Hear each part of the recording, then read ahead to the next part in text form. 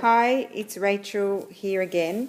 I'm back with a little homespun video just to show how I'm going with the flowers. In my previous video with Lulu, I said a lot, so I might need to apologise for that because I was kind of winging it. It was a bit of a winging it sort of video, so I did say a lot, so I apologise if I drove anybody crazy. So let's see where I'm up to here.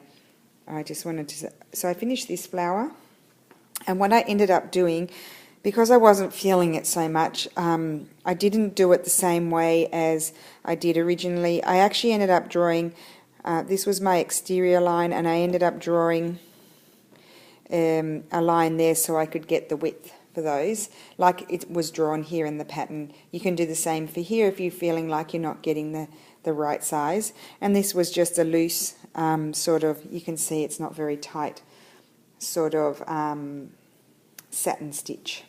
I didn't really want, because they were inspired by vintage embroideries, I didn't want the stitching to be too perfect, because I always, when I look at vintage embroideries, I always think they are quite loose.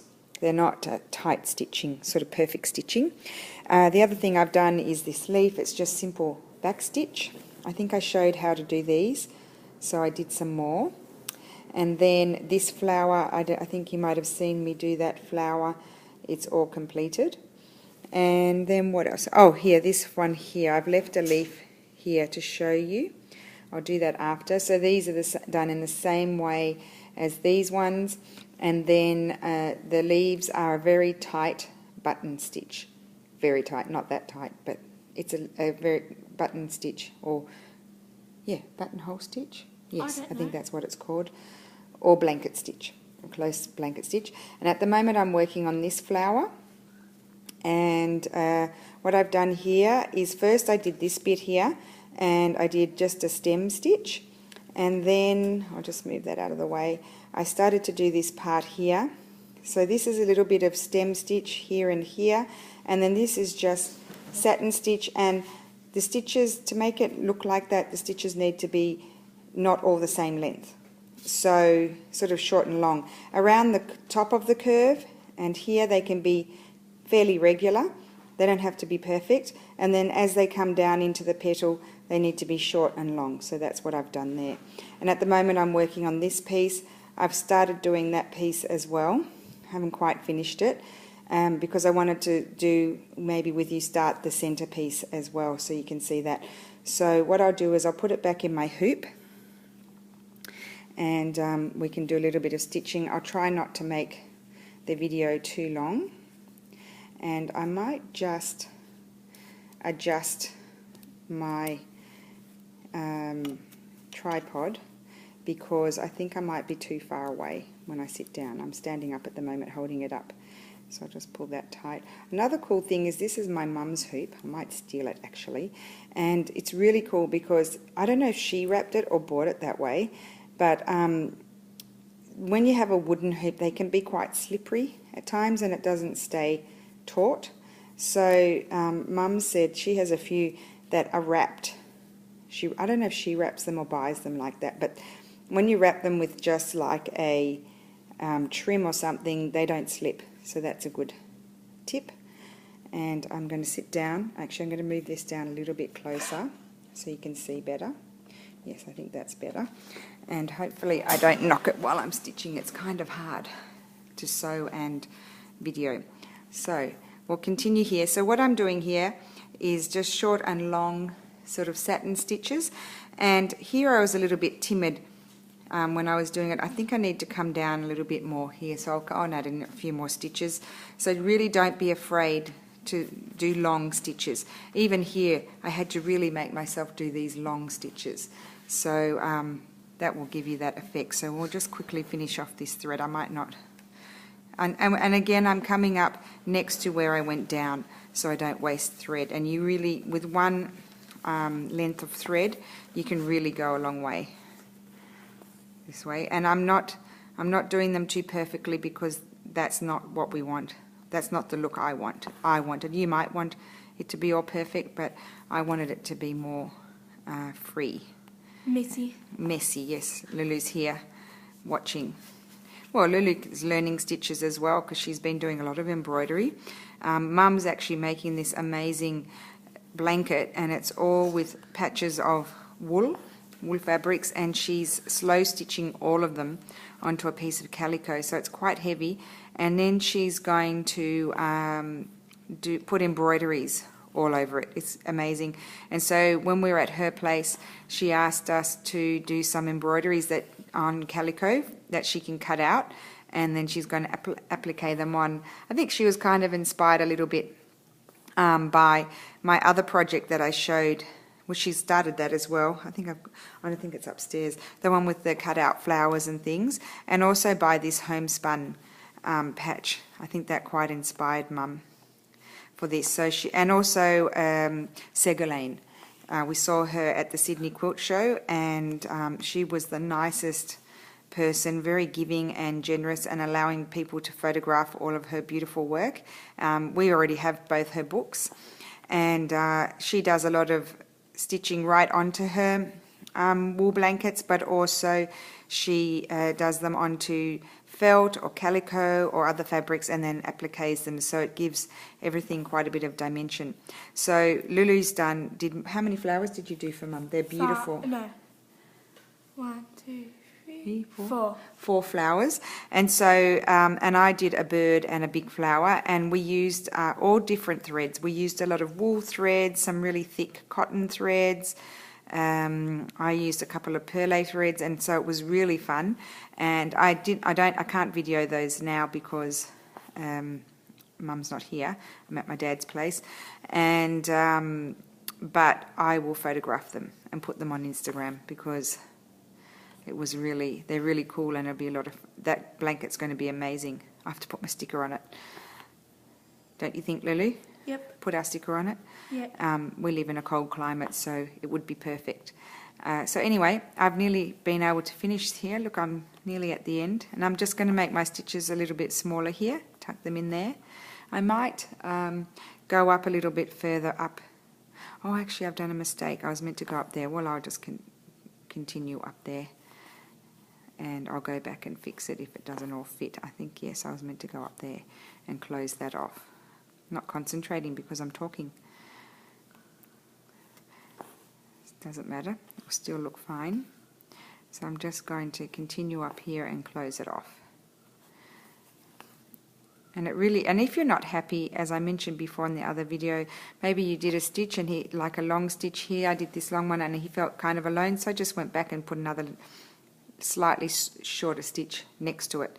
And then you just find that it all sort of fits in better.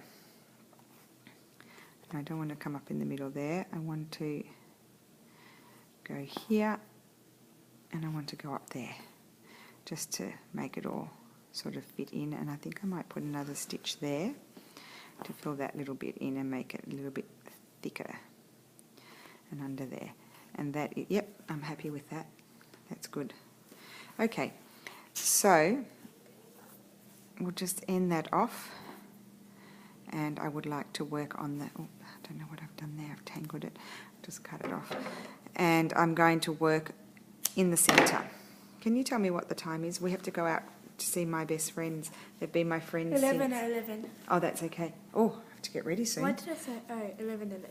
Yeah, okay, so for my centre, I'm going to use this kind of, this buttery sort of yellow, and it's just satin stitch, the very centre. And I'll use 3 threads. I mean, this embroidery, I kind of wish I'd... How I did it in that flower that I did, the big one. What did you do? I can't remember. I did back stitching all around the edge, and then I did the small little stitches on inside. Well, if you can do that. Lulu's suggesting back stitching the edge, and you can have your satin stitches coming in. No, actually, that's not what I did. Did you have them going over? No, I did not in the big flower. I did satin stitch all around here. No, that's back stitch. Back stitch, sorry, I get confused. Back stitch all around here. And then I did small little stitches everywhere, like in different positions. Oh, okay. Until I filled up because the I'm doing what I did in Homespun. That's why I'm not going to do that, Lily, because I'm showing what I did in Homespun. So, Yeah, sorry, Lily. That's okay. But I might do that next time when I do something else.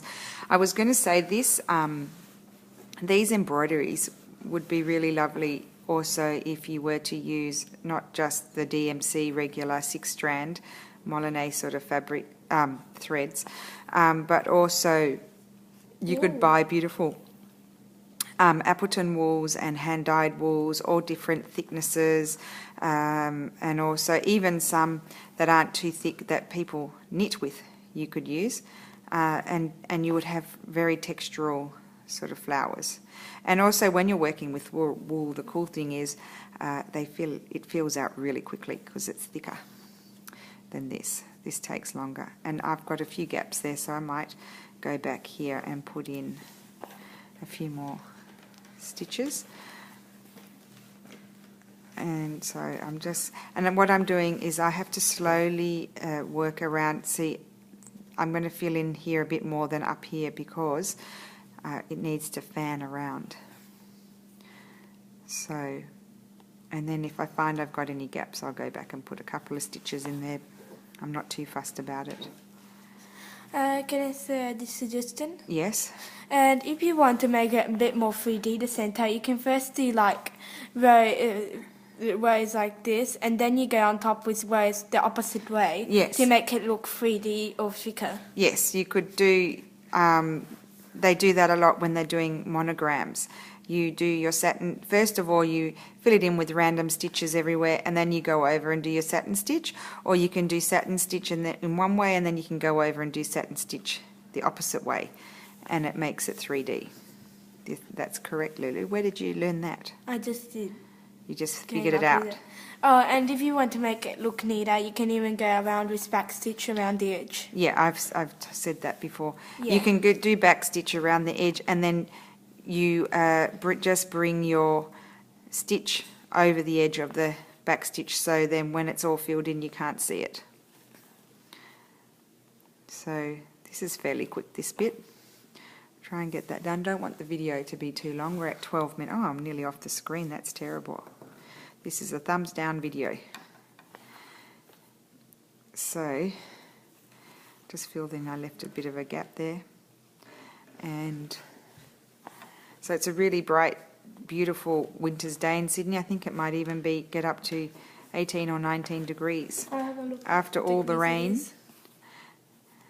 It's 14 degrees and it's sunny. It's 14 degrees at the moment, but I think it's going to get up a bit higher. So we'll just finish this, and then I won't finish it obviously because otherwise the video will go on forever, and I don't have that much memory in my iPad. So isn't this fun doing little updates? So I bought a journal from an Australian lady before I left, and because she's here I got her to send it to my mum's, and it's the most incredible thing I ever bought because Gail Agostinelli on YouTube collects other people's journals, and she inspired me to collect other people's journals. So this was the first journal I've ever bought, and I can't tell you how beautiful it is. So I might try and get a flip through done before I leave, but I'm not very good at doing links on my iPad, so you'd have to wait until I get back to Italy on Friday or Saturday, and then I'll put the link to her Etsy store. She never has very many in. She's actually an artist. I told her she needed to have more journals in her. So you can see them at the back here. I told her she needs to have more journals in her shop, and because they are really beautiful. So here next we have to do all of the circles that were the dots that were inside. I haven't really drawn them. I think I'll draw some so I know where I want to put them. And then I put the stems in after because I didn't know. You'll just put them in randomly like that. Yeah, I don't think I'll do any. Oh, I might do a half one there and one there and there. Okay. And so I'm going to just satin stitch those, and then I'll put the little stems in. So I'll do a few and then we'll end the video. Oh, I was going to show you that other leaf. We'll see how we go because we have to go and get ready. We're going to have, as I mentioned, lunch with two of my best friends. We went to school together from pretty much from one of them from kindergarten and one from 3rd class, and I really miss them when I'm in Italy. So it's just, you know, and when you see each other after a long time, it's just like you've never been apart. It's the most bizarre thing. But it's good to spend quality time with them. Maybe I'll do 3. So I always start in the centre with this sort of satin stitch, because I find that I can get my shape better. I'll do a couple of stitches the same length, and then as they move out to the edges, see I've left too much of a gap there, put another stitch in there, and then I'll do a couple of shorter stitches on either side to create my rounded. I won't say that it's a circle because it's kind of a funny shape. There we go. And I'll put another smaller stitch, and that side I feel is complete. And then I'll do it on this side. Have you been doing that, Lulu? What? The method I taught you for the satin stitch, where you come up next to where you went down? I did it on this flower. Did you? Yeah. Good job. So you save on thread. You don't use as much thread that way. This one I've come up a little bit too far, so I'll just put another little stitch in there. Sometimes I forget. And I'd love to know how everybody's going. If anybody is doing the homespun quilt, or you've just bought